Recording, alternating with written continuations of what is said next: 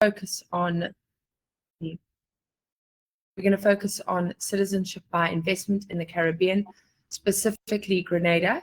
With us here today, myself, Megan Copley, a director at Leo Global.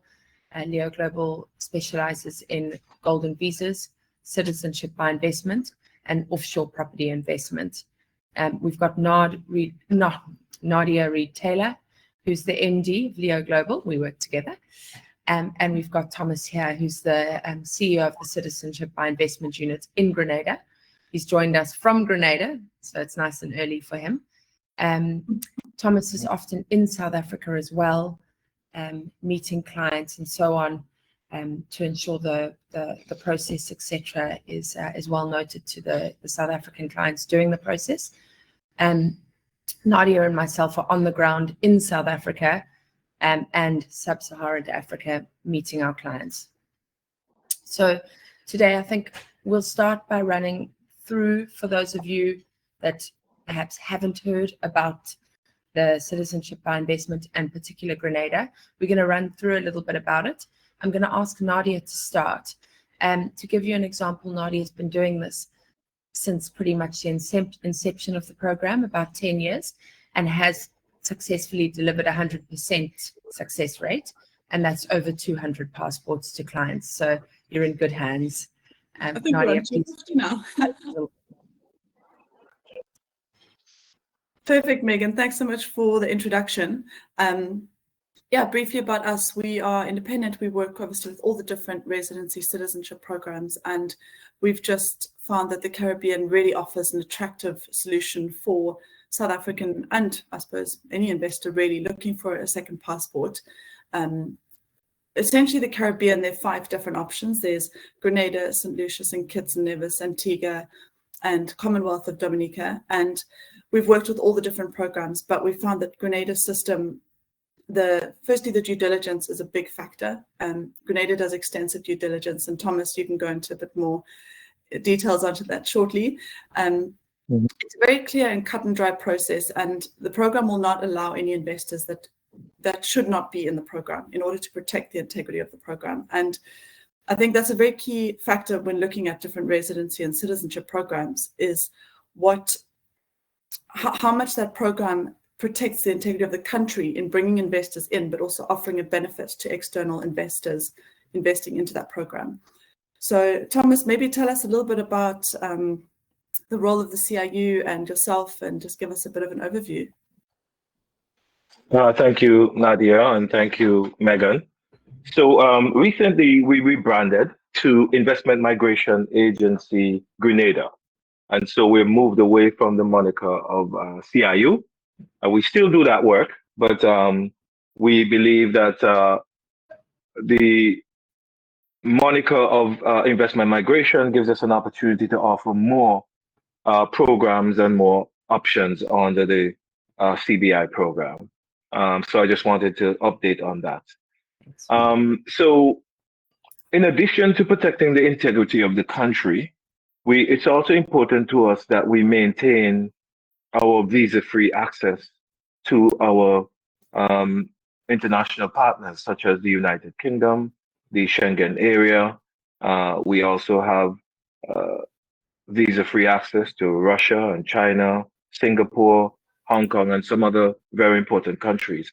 And so for us, it's important that we do not allow nefarious characters to be approved under the program, as that will give our visa-free partners a reason, cause for pause, and perhaps it could threaten our ability to travel to these destinations I mentioned earlier and others. And so we embark on a very robust due diligence process, which includes the international DD providers. It also includes the local financial intelligence unit, a regional agency called the Joint Regional Communication Center, and our own research.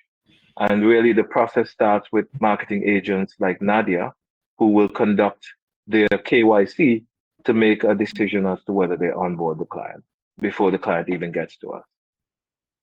Thank you, Thomas. Appreciate that. Nadia, I think it's worth jumping right in. Won't you just give our listeners an idea of the process and the timeline, and perhaps a little bit why it's uniquely useful to have somebody who understands South Africa, exchange control, etc., and taking care of this, because maybe give everyone an example of the funds involved as well. Yeah, perfect. Thanks, Meg. I realize we all know what we know, so I thought, yeah, we should backtrack and actually just give a bit of an overview on the program. Grenada basically offers citizenship and a passport through investment. It's not a residency program, it's a direct route to citizenship, which means once you go through the process and you get a second passport, you become a dual national, which means you have two passports, South African or whatever passport you have, as well as the Grenadian passport. There are two routes in which you can invest into Grenada in order to apply for the program. The one is either a donation route, which starts at $235,000, which is up to 4 people, and there are obviously additional costs on top of that. Alternatively, there's a real estate investment route, which has to be a government-approved real estate project, and this is typically like a 5-star resort or hotel, which I'll tell you a little bit more about just now, where the investment starts at $270,000. Now, the benefits of the program is the passport gives you visa-free travel to over 148 countries. So it opens doors. Currently, we have a lot of clients in the mining sector, travel extensively, and are very limited on a passport that requires visas wherever they go. It gives you visa-free to the Schengen zone for 90 out of 180 days. So that's 3 out of every 6 months. You could go live on the south of France, Spain, wherever you'd like. As well as the same in the UK. The other benefit is the passport passes down to future generations, which is quite important to note, as with some of the other programs in the Caribbean, they don't pass down to the applicant's future children. So they can include children into the application up to the age of 30, as well as unmarried siblings and dependent parents. But a lot of the other countries don't pass down for the kids' one day. So this is also part of a legacy plan, which people look at as something to give their children for their future. And I think that's a big factor to consider. Yeah. If I may, Megan, it's just more than just the passport being passed on, it's citizenship. So you become a citizen and you become a citizen for life. And once you register your children, no matter where they are born, they are Grenadians. And they can, once they register their children, pass on to their children, and that can continue indefinitely. So it's citizenship that is being handed down to generations. Absolutely. And just to go back to the entry level of the program, the investment is made in dollars in Grenada. If you go the real estate route, it's investment into a resort project or a tourism product. It does generate a return potentially when it's running. Grenada's got very, very strong ties with the UK for tourism, and very popular place to go. I've been to Grenada on holiday when I lived in England a few times. Very popular, very upmarket, safe, and a beautiful place to go on holiday. So you are actually investing into a strong performing tourism market within the Caribbean, and a very nice place. And Thomas, if you wouldn't mind telling people a little bit more about Grenada itself. So Grenada is a country that's in the Southern Caribbean. If you know Barbados, it's not far from Barbados, or a bigger island, which is Trinidad and Tobago. The population is about 110,000 people who reside here. But a fun fact about Grenada is that 3 times the population lives outside of Grenada. So there are more than 330,000 Grenadians living in the UK, in US, in Canada, and other far-flung places. We have a GDP of about $1.4 billion. And tourism, as Megan alluded, is the biggest contributor to the economy.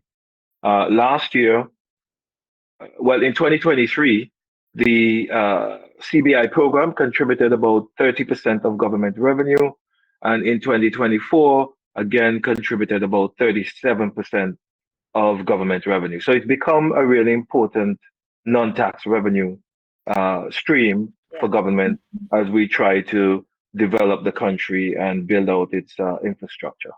Thank you, Thomas, Thomas. I just wanted to jump in. If you look at the picture behind Megan, that's actually St. George's University, for those who don't know Grenada. And it's a very well-known medical and veterinary university where a lot of Canadians send their children. And Americans as well. And Americans. They don't like to admit it, though. Yeah, but most of the students are actually Americans. And what's important too is the fact that the practical component of the medical program is done in US hospitals.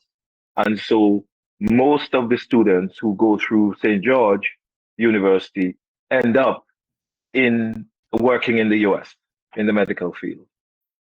So I will come on to the US connection in a moment, because I think that's very important. You're absolutely right for our listeners. I just want to bring it back together slightly for those understanding how Grenada functions, the fact that there's such positive relations between Grenada and the EU and Grenada and the UK is, and the integrity of the program is what protects your visa-free travel. So should you become Grenadian and you and your family and it becomes your legacy passport, the strong ties between UK and EU are what protect that visa-free travel long-term with the passport. So I think it's really important just to reiterate that and to understand, that this is a huge part of the Grenadian economy.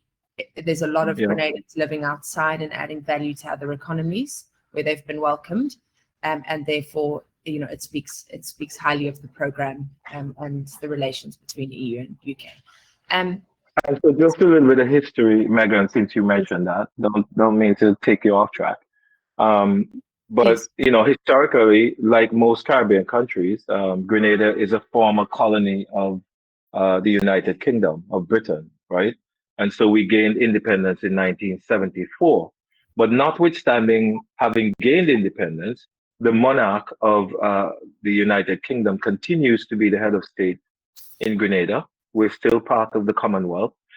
And we still practice the Westminster system of government, where there's an upper house, a lower house, which is elected by the electorate, and there's an upper house, which is selected by the elected officials in the lower house.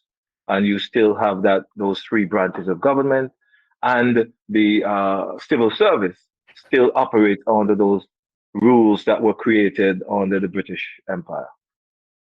Thank you, Thomas. I think that's very useful for everyone to know. They drive on the left, like us. Hey, Thomas, yes, if I remember correctly, I was there in September. You drive on the left. Yes, we do. We drive on the left, which is the right side of the road to drive on. Exactly. We feel the same way. So speaking of UK and European connections, won't you tell everybody a little bit more about the American connection, the changes to the E2 visa? We've made mention to studying in medical at the Medical University in Grenada and how they can take you to America. Won't you guys jointly make mention to the E2 relations? Nadia, you want to go first? I'll pass this one to you, Thomas. No problem. So as it relates to the E2 treaty, Grenada is the only country in the Caribbean with a CBI program with such an arrangement with the US. And essentially, the E2 treaty allows one to invest a minimum of 51% of a US entity and gain a 5-year multiple entry visa to reside and work and go to school for those family members who are of school age in the US. Recently, however, and that was an attractive draw for individuals who want to enter into the US market. Unfortunately, 2 years ago, the US made a decision that for the E2 treaty, one would have to be domiciled in the country before they can apply for the visa, for the E2 visa. So there are a couple of things that are worth noting where that is concerned. One, there was no definition provided in terms of what domicile means. And as we may know, residency and domicile are different. So residency means that you have to be physically there. Domicile means that you can create what domicility means in legislation. And so we're in the process of engaging with a US immigration firm to help us with two things. One, to understand what the Americans would accept as domicile, uh, and then two, to draft the legislation for us to pass in Parliament here, uh, so that we're passing legislation that is acceptable to the Americans. Now, it's important to understand that, well, I should say it this way. Malta has domicile laws, and it does not require physical presence so much as it does visits, membership of associations, having a local address, and those kinds of things. So that's the idea of creating domicile without having to live here, but perhaps having to visit for a few days per year over that period. What I will say also is that because the handbook, the Overseas Offices Handbook, has not been changed in the US, some of the consulates and embassies continue to process E2 treaty applications, but that's a hit or miss. I know that there are some places in China, for example, where they continue to process the applications. But we want to do it the right way. We want to make sure that we create the legislation and that is acceptable to the Americans. As it relates to the medical university, as we said earlier, the student population is about 20,000 people, mostly Americans. The school started as a medical school only, but it has since added other programs, the humanities, MBA, and other course of studies. But largely it remains a medical school. And as I said earlier, the practical component takes place in the US. And so therefore, most of the students end up getting jobs in US hospitals. And also, important to mention is for Grenadians, there's a 90% discount on the tuition fee if you qualify. So most Grenadians only pay 10% of the St. George's University tuition fees. Thomas, just to confirm, that's after the first year, is that correct? After the first year. Yeah. You'd have to be residing here for a year in order to qualify, yes. Okay, thanks. Nadia, just jumping from that, won't you tell everybody just a little bit about the properties and the investments that one would make and the level and the cost of these in order to apply for Grenadian citizenship? So I was actually in Grenada in September last year, just doing a site visit, looking at the various projects that we've worked with over the past few years. I've been there previously as well. And essentially at the moment, there are two key projects that we look at for clients. The one is the Six Senses Hotel by Range Developments, which is now completed. It's operational. It's absolutely beautiful. We have clients who've gone to go visit and we've had absolute rave reviews about it. I was there, the staff are absolutely phenomenal. So it's really nice to see the product. And actually the head chef is from South Africa. We did a couple of interviews, which we'll share at some point. And so Range Developments has done very well in the Caribbean. They've done several hotels successfully.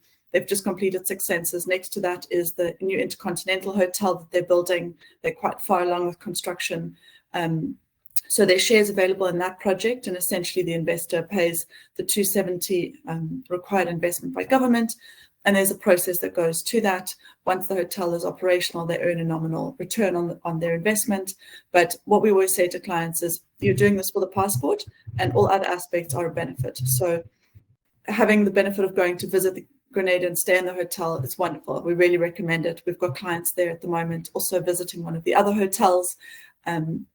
So the other development, one more thing to add, sorry, is after 5 years, you can sell out your share if you want to. So there is an exit strategy should you wish to exit the investment, although most of our clients hold on to them. Then the other project that we work with is by Silver Sands. And I actually stayed at their hotel a long time ago. And when I found out that they joined the CBI program with their new hotel, it was a no-brainer to work with them. We've seen their product, we've seen the quality. It's probably one of the nicest hotels I think I've been to. The finishes, the finer details that really stood out for me. And they launched a project called Beach House, which it was at the previous investment amount, which was 220. Last year, the government across the Caribbean increased the minimums. So the price went up from 220 now to 270. And they offered a share buyback. So after 5 years, they would pay back the investor back the amount that they invested. So it's a very hands-off approach and set up for investors who don't want to be involved really, but just wanted to go the property route. And there you also get 7 days per year to go and stay at the hotel. I wish I could share pictures on this webinar, but we'll share some of them on an email, and maybe they really are as beautiful as they look when you go there. And the beaches are stunning. Yeah. I've actually also visited Silver Sands about 10 years ago when it was under construction. I was working in property then and doing a consultancy project for the owner of Silver Sands. He's an Egyptian billionaire actually who fell in love with Grenada. And took his team across and decided to build these enormous villas on Grenada's beach and the longest swimming pool in the Caribbean. Hey, is it still the longest swimming pool in the Caribbean? Yeah, so it speaks to the interest of investing into the country. And at that time, it had nothing to do with citizenship. It was only his second project. At that time, he was building villas for $10 or $20 million, which he was going to own, and he thought others would find it equally breathtaking, which it is. So, it's a wonderful story around the island, not just for the purposes of citizenship. Sorry, Meg, go on. Yes, no, carry on. Awesome. I was saying, just add to that. So the beach house development is sold out, it's completed, it's done and dusted. But they're launching a new project. Huh? It's operational. It's been operational for going on now. Yeah.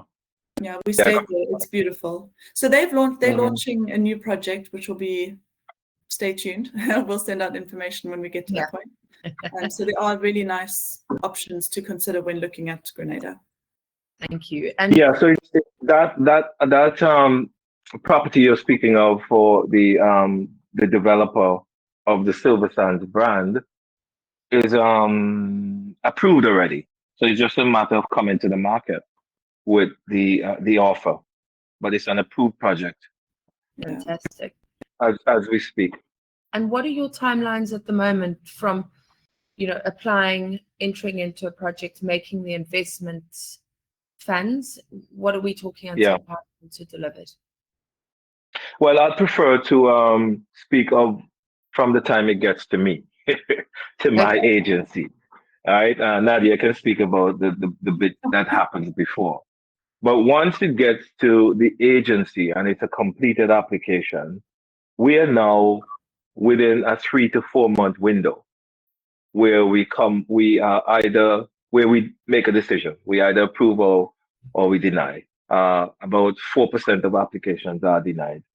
So our turnaround time is about 3 to 4 months. And that's significant because last year we were, in 23, and the first half of last year, we were out more than a year, right? Because we had all of this backlog application. We've treated with all of the backlog applications. We're now, as I said, within 3 to 4 months. And just yesterday, we adjudicated on 2025 applications. and we're only at the second month of the year. So you can say that there are a few applications which were decided in a 2 month window. We're improving all the time. We're using technology to help us to improve, and we're making changes to the application workflow so we can get rid of the wastage and be more efficient. Yes, you undersell yourself, because I know for a fact that we've submitted applications consistently, and I've never had an application longer than 8 months, unless mine are just good. Well, yeah, there was a period there, and it was mostly the Russian applications, right? That took us more than 12 months. But you're right, on average about 8 months. But now, as I said, it's 3 to 4 months. Yeah, our last one was about 3 months. It's been fast. So Okay. Amazing. Yeah. It's far faster than any European program, that's for sure. And any Caribbean program. And any Caribbean program. Oh yeah, obviously.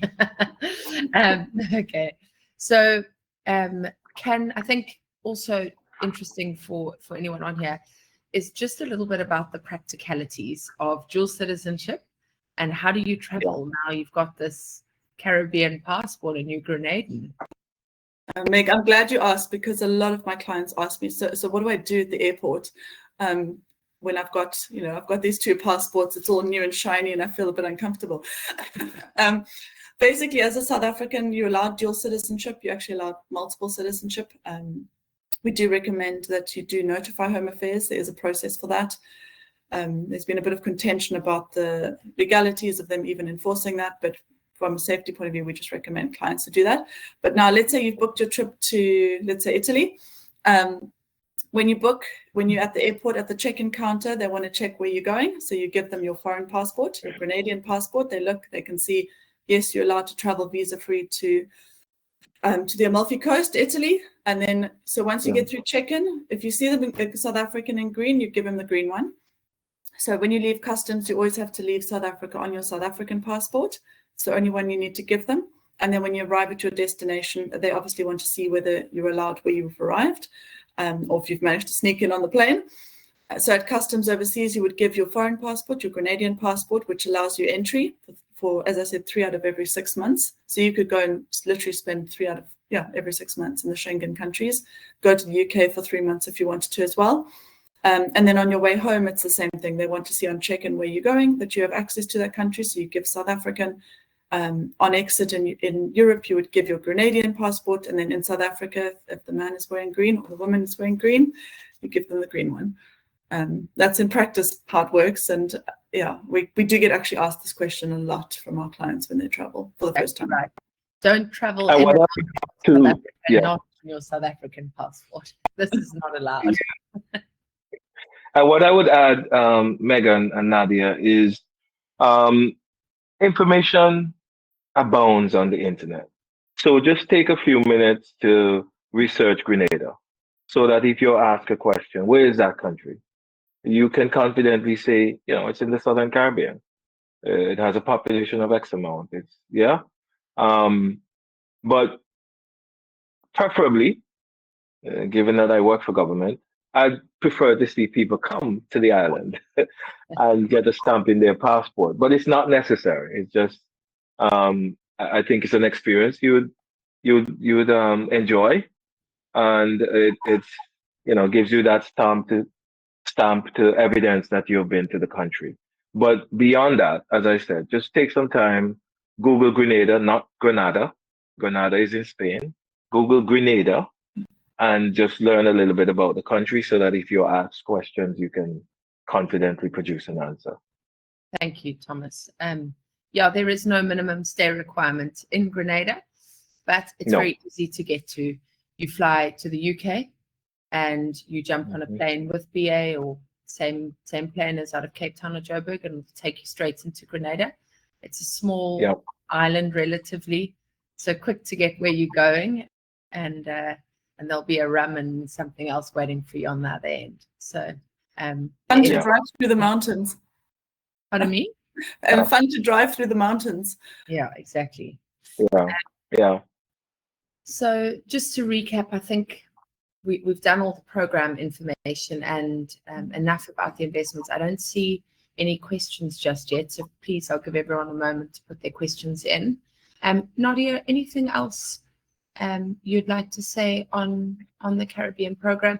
Maybe a little bit around the motivation. I think if you're thinking of getting a residency or a Caribbean program, what is the reason that some of your clients have chosen to do it, other than the scaremongering? These are other points.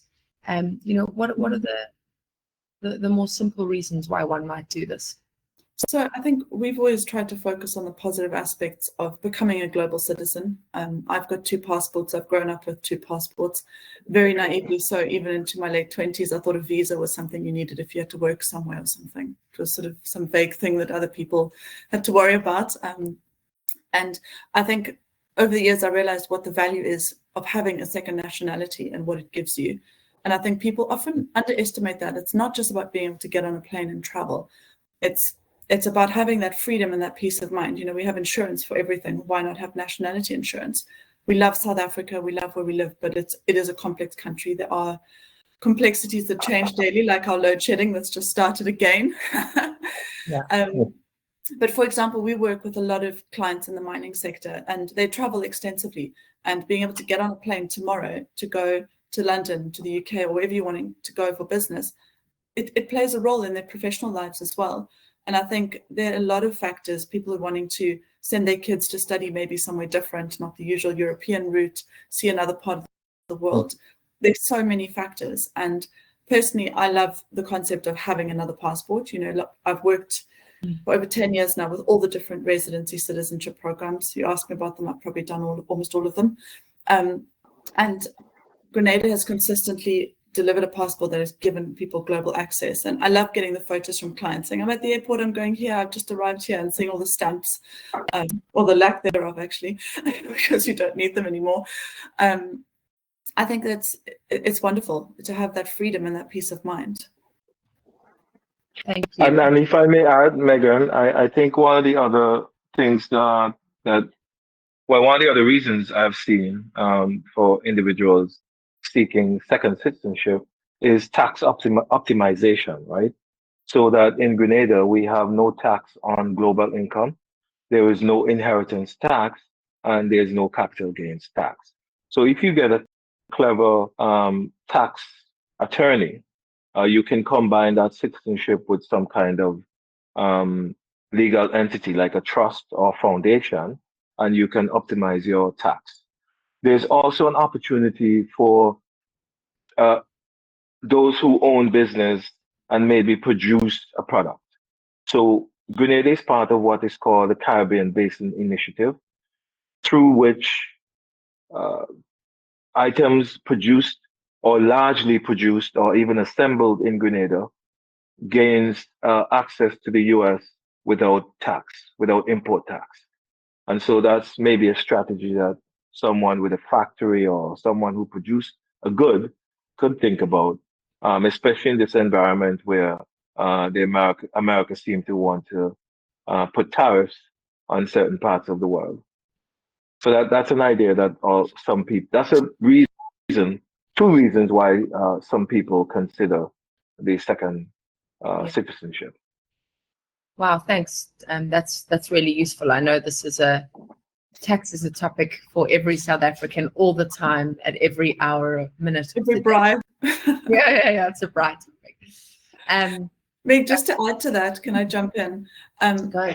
I just wanted to add, because of the nature of our work, over the years, we've built a vast global network in a lot of sectors, from banking, financial, fiduciary companies. We also help clients with Forex, moving funds abroad if they need. We work with trusted partners that we've worked with for a very long time. And we're not just a business that says, here we go, here's a passport, bye, thank you, off you go, have fun. Our role is really to help the clients look at what they're wanting to plan, put in the right people in place and connect them with that. I mean, we've sourced a lot of things for clients. It's a much more, I suppose, boutique and bespoke service what we offer. And I think that is what makes us different, is most of our clients we still maintain a relationship with, whether it's a lot of clients have become friends or a business relationship. It's not just a simple transaction. Well, it can be, but we get involved in a much bigger concept from there. tasks. You know, they say 10,000 hours makes an expert. So we've seen it all. Working towards it. Yeah. We've seen it all by now. Especially when, you know, moving money or moving money into your personal name, or however the money needs to be seen on the other side and out through exchange control. You know, these are all considerations that asking you want to be as left trying to send funds overseas for an approval and someone who possibly can't help you. So, but thank you. I think that we'll leave it there for the day. All the questions I can see have been answered. And thank you, Thomas and Nadia. I think that was really well informed. Any other questions, please get in touch with Nadia and myself. We'd love to speak to you individually about your family needs. You know, this webinar is about Grenada. We've got a webinar coming up about Greece residency and about UK property investment. But all the programs, all the second citizenships, residency, or you know, a desire for an income just from a fixed asset or property investment, we can help. And we'll talk to each of you individually to ensure that it meets your needs. Thank you very much. Thank you, Thomas, for making the time to help us, and we'll see you in South Africa. See you soon. Thank you very much. Enjoy the rest of the afternoon. Thank you, guys. Bye. Bye. Okay, bye.